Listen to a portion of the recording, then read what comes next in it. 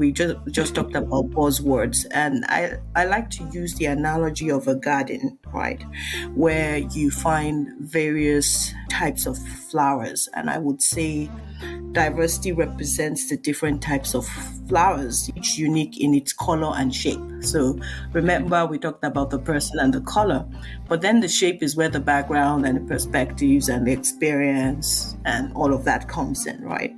So we shouldn't miss that part. And equity, I would say, ensures that every flower gets the right amount of sunlight, water, nutrients that they need to thrive or to grow, right? Regardless of their differences. So regardless of their color or their shape, right? And inclusion, on the other hand, is tending to the garden with care, making sure that each flower feels like an integral part of the garden's beauty, right?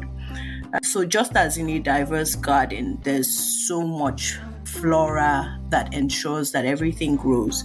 In a diverse workplace or a diverse country will flourish when nurtured with equity and inclusion. So I like to look at it from that perspective, because then it brings it to a relatable level, to understand that for things to flourish and thrive, for people to flourish and thrive, for companies and governments to flourish and thrive, we need to be those flowers in that garden that we want to be beautiful.